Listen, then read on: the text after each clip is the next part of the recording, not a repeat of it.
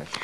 Private cosmetic surgery clinics have until tomorrow to tell the government how many of their patients have had procedures using the French-made PIP breast implants. The data will be used to determine if surgery is needed to have them removed because of an increased risk of rupture.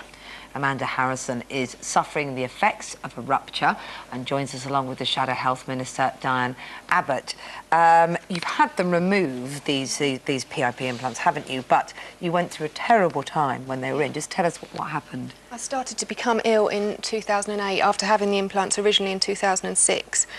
Just suffering horrible mystery illnesses, kidney infections, glandular fever, suspected viral meningitis, lots of different viruses, tonsillitis, problems with my throat.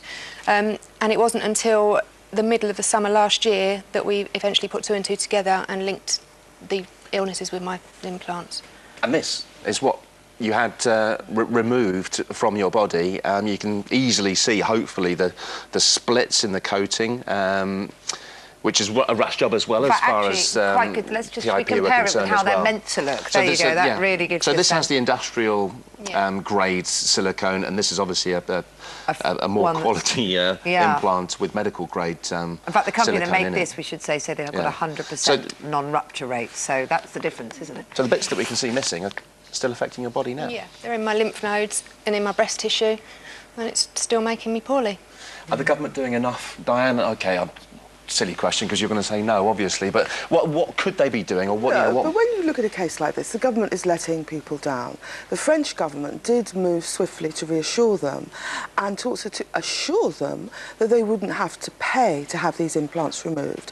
What the government has done is dithered and delayed and caused hundreds of thousands of women unnecessarily fear and unnecessary anxiety. There are 2 issues about these implants. One is it's industrial grade silicone.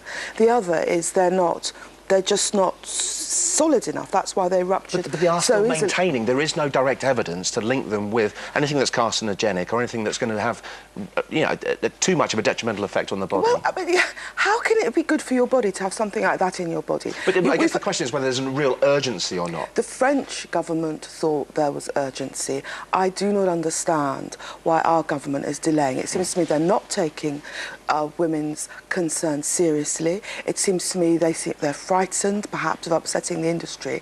I think when we've dealt with this immediate emergency, we do need to look at proper regulation of plastic surgery.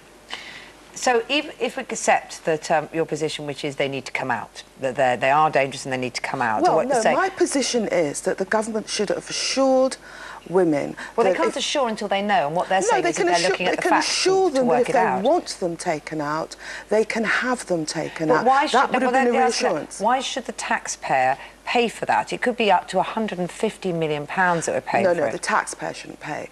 Where they were done on the National Health Service, obviously the NHS should pay, but where they were done privately, the private sector should be made to pay. How do you make those clinics pay, though? Because they're saying we, as clinics in good faith, took these products that we were told were fine. It's open to the Department of Health through systems of regulation to make them pay.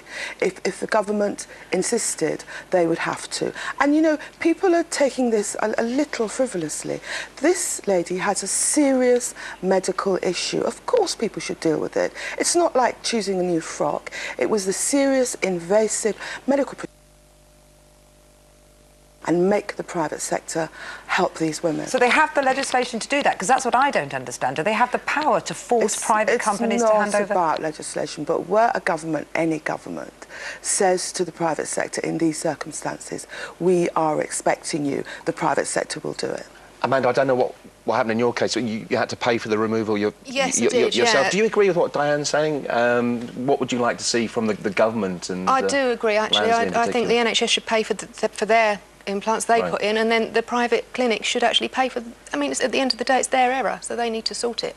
There's a lot of sick women out there, me one of them, and I don't think they realise the scale of this. And you've made contact and you're part of a support group, are you not, with other women that have the same sort of implants? Yeah. Have you got any advice for others that are worried about having these particular implants? If you can, get them out as soon as possible before it's too late. The symptoms I suffer every single day, I can't carry on a normal life at the moment. I can't work, I have trouble looking after my son. If you know you've got those implants, get them out. Thank you very much indeed for coming forward, Diane. Thanks too, and thanks for bringing this in as well. All right, I thought you'd like that. Yeah, no, I mean it's it is as horrific as it is. I mean it's just so interesting to see what we're talking about, and it is just quite remarkable to think that was inside you as an implant. Okay. This morning we've been talking, haven't we, about PIP implants, talking to Amanda Harrison, who had to have hers removed because she said she was very, very ill with it. And I know Hillary's here, and you were watching what Amanda had to say, and were keen to reassure people with implants at home, weren't you? I just want to say this. If you've got an implant that you've had put in the last few years and you're worried, what should you do? First of all, find out what type of implant you had. Phone up the clinic and ask them what kind of implant did you have. If it was a PIP implant, get an ultrasound test scan done. Very easy to do, non-invasive, very inexpensive. Get that done. If they're leaking, they need to come out. If they're not leaking, there's no urgency at this stage, and just go and talk to your GP about your options. That's really reassuring. Very good, Thanks, clear advice. Thanks, Hills.